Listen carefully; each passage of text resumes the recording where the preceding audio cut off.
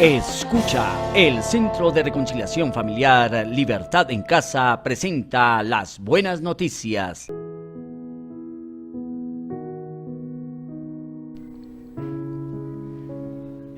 Bienvenidos a las buenas noticias. En esta serie En una sola carne, estamos estudiando principios que puestos en práctica nos permiten establecer de una manera clara la forma de vivir según la cultura del cielo. No podemos olvidar que el propósito de Dios al crear a los seres humanos es hacer de la tierra una colonia del cielo. Para esto diseñó la pareja en el Edén y le dio dominio sobre la creación. Síguenos en redes sociales, activa la campanita y asiste a nuestros talleres, encuentros y eventos. Seguro que transformarán su vida en una sola carne. Centros de Reconciliación Familiar Libertad en Casa. Consúltanos. Estamos para servir. En esta introducción al mensaje de una sola carne, estamos trabajando sobre 5 pasos que se deben dar en la pareja para superar las crisis y construir un hogar fuerte y permanente. Ya vimos los primeros 3, que son el compromiso para toda la vida y la transparencia íntima. Hoy hablaremos de conocer el mundo del otro. Génesis dice: entonces dijo Dios, hagamos al hombre a nuestra imagen, conforme a nuestra semejanza, y señoree en los peces del mar, en las aves de los cielos, en las bestias, en toda la tierra y en todo animal que se arrastra sobre la tierra. Génesis 1:26. Es indudable que la creación de la pareja fue en 2 tiempos. Primero, Dios creó al varón a su imagen. Luego, según el relato en Génesis 2:22, creó a la mujer tomada del varón. Para hacer una claridad semántica de la escritura, cuando dice hagamos al hombre, se refiere al ser humano. La palabra hombre contiene al varón y a la mujer. En hebreo está escrito Adam. Génesis 2:23 dice: esta será llamada varona, porque del varón fue tomada. La palabra hebrea para varón es ish, y para varona es isha. Así que Adam contiene a ish y a isha. Pero al no ser creada la mujer de forma individual, sino sacada del varón, Dios, en su inteligencia, permitió que cada uno retuviera cualidades que el otro necesita. Dios separó cualidades de Adán y las dividió en Ish e Isha. Dios intencionalmente diseñó que las cualidades masculinas y las femeninas se complementaran mutuamente, no que compitieran entre sí. Con la caída del ser humano por el pecado, se confundió este diseño. Ya no era posible descubrir el propósito de Dios con solo mirar las acciones de la pareja. Por eso, Dios, mediante su palabra, dio principios de vida y un ejemplo a seguir con referencia a la relación de Cristo con la iglesia. Son 2 cosas importantes. La palabra, que nos enseña la manera de vivir. La Biblia no es un libro de religión. La Biblia es un libro de reino, es un libro de principios, es un libro de formas de vida. Pablo al respecto escribió: ustedes, las casadas, sujétense a sus propios esposos como se sujetan al Señor, porque el esposo es la cabeza de la mujer, así como Cristo es la cabeza de la iglesia, la cual es su cuerpo, y Él es su Salvador. Así como la iglesia honra a Cristo, así también las casadas deben honrar a sus esposos en todo. Esposos, amen a su esposa así como Cristo amó a la iglesia y se entregó a sí mismo por ella. Para santificarla, Él la purificó en el lavamiento del agua por la palabra, a fin de presentársela a sí mismo como una iglesia gloriosa, santa e intachable, sin mancha ni arruga ni nada semejante. Así también los esposos deben amar a sus esposas como a su propio cuerpo. El que ama a su esposa se ama a sí mismo. Nadie ha odiado jamás a su propio cuerpo, sino que lo sujeta y lo cuida, como lo hace Cristo con la iglesia. porque somos miembros de su cuerpo, de su carne y de sus huesos. Efesios 5, 22 al 30. Entender este principio requiere que conozcamos el complemento. En primera instancia, antes de avanzar, quiero hablar de la cabeza, no como el techo, sino como la piedra de ángulo, como el sostenimiento de toda la estructura del matrimonio. Pero para poder entenderlo, debo conocer con quién me casé. Con respecto a Cristo y a la iglesia, no podríamos hacer parte de esta si no conociéramos y amáramos al novio, si no entendiéramos su reino, su manera de ser y de hacer, si no nos sujetáramos a su gobierno. No estoy hablando de la religión, pues estoy muy seguro que las prácticas religiosas no te presentan al novio, y la relación con Cristo en la religión es una carga de ritos, de acciones, pero no de emociones y de amor. Lo mismo pasa con nuestra relación hombre y mujer. Una mujer no se puede sujetar a un varón que no da la talla. Cristo murió por la iglesia, a fin de presentársela a sí mismo sin mancha y arruga. Tú, varón que escuchas esto, eres tan varón que mueres a tu yo y a tu egoísmo, a fin de ver a tu mujer sin mancha ni arruga. Esto quiere decir sin defectos, sin quejas. Y tu mujer, ¿te sujetarías a un varón que está dispuesto a morir por ti?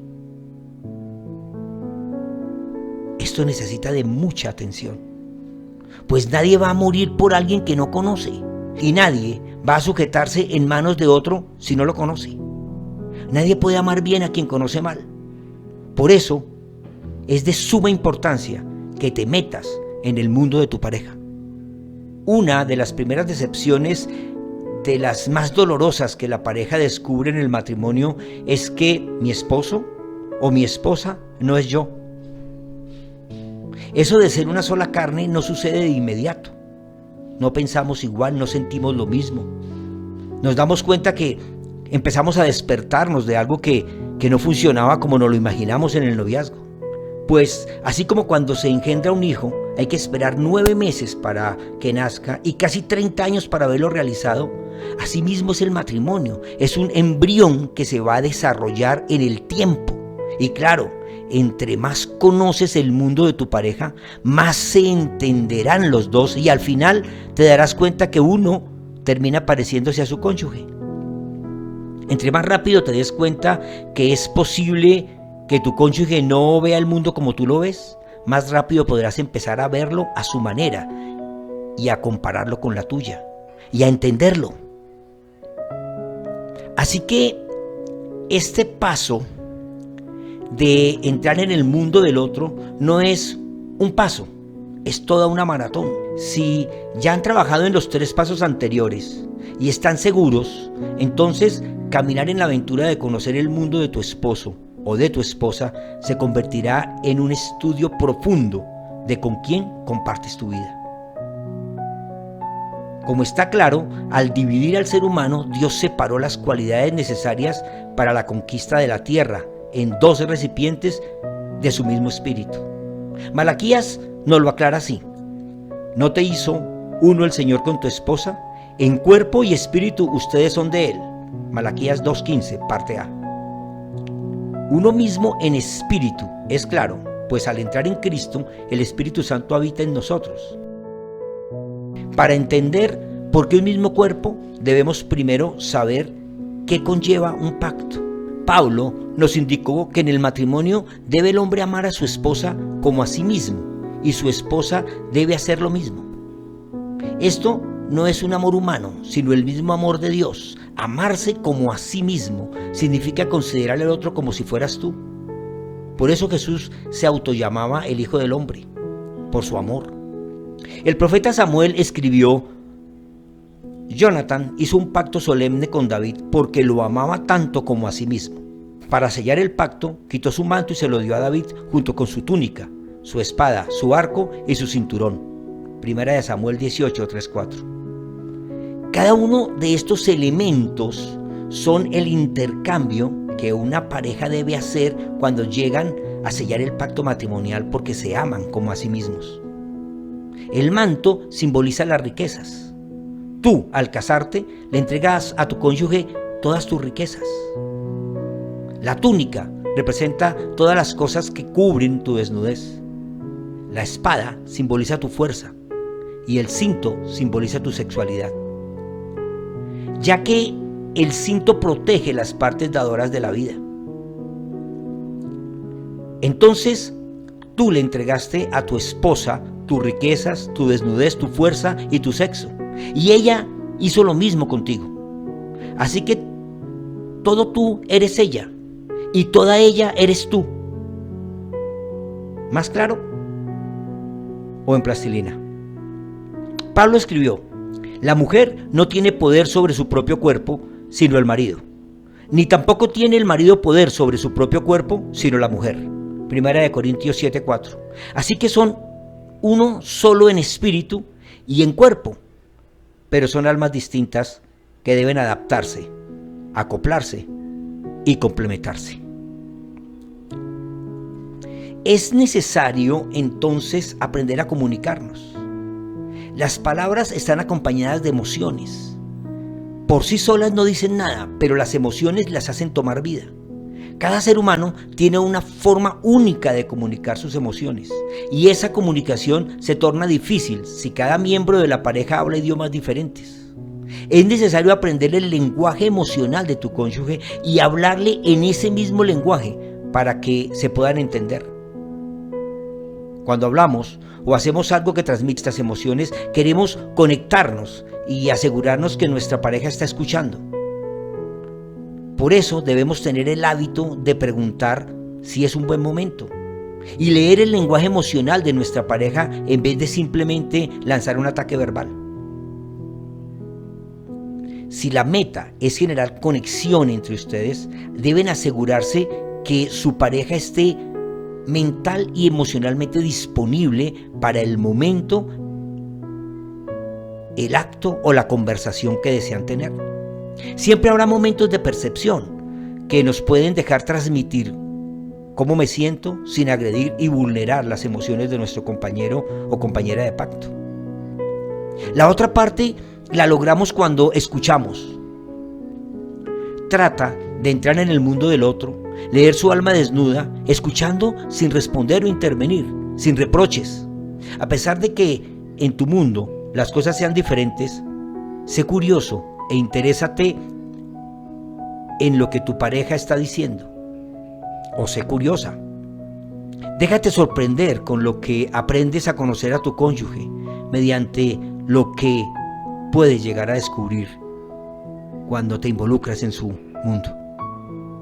Las parejas están por lo general tan metidas en su propio mundo, en sus propios pensamientos y en sus propias sentires, que las emociones del otro no les parecen importantes. En relaciones exitosas, ambos compañeros tienen permitido expresar sus propios sentimientos de forma segura y pueden trabajar juntos en unir la brecha entre las dos almas, conectando cada uno su alma al Espíritu Santo en Cristo, y así serán también una sola alma. Cuando buscamos comunicarnos, entendiendo con palabras, actitudes y acciones el mundo del otro, vamos a hablar lenguajes idénticos. Podemos hablar el idioma de amor de nuestro cónyuge cuando lo conocemos en su mundo. Oremos. Padre, gracias por diseñarnos así y hoy hacernos entender que somos uno en propósito y en diseño, pero en dos recipientes distintos que perciben la vida de dos maneras, pero que se complementan. Gracias por enviar a Jesucristo como ejemplo de amor conyugal. Gracias por hacerme parte de su esposa y por enseñarme a actuar conforme a mis funciones dentro de tu diseño. Maranata. Comparte. Alguien que conoces necesita escuchar. Las Buenas Noticias son una producción de la Fundación Centro de Reconciliación Familiar Libertad en Casa. Los derechos son propiedad del Espíritu Santo y están a disposición de quien quiera compartirlos, difundirlos y enseñarlos. Síguenos en Facebook, YouTube e Instagram. Libertad en Casa, conquistando la tierra con la cultura del cielo.